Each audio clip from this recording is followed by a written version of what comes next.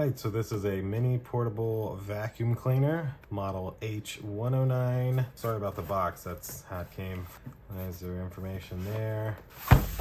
Picture here, and nothing anywhere else on the box. So let's open it on up, see what all we get in here.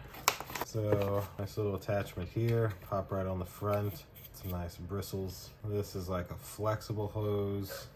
Please insert into dust cup inlet. At least it tells you which way it goes. Nice.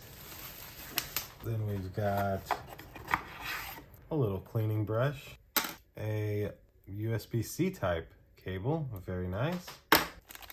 A power brick to charge it, and a nice little instruction manual. And that's it for the box.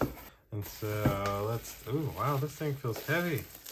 So let's take it out of this. That's protecting the battery. So, oh wow. So there's where your suction is. And you can turn this to unlock it to get to your filter. Very nice. There we go. Wow. And then the bottom has your USB-C port for charging. So I wonder if there's, sounds like a little jet. So it looks like there's just one setting on and off, but the weight is definitely there. It feels like a very nice quality product. How do we empty out? I guess that's how, okay. All right, well,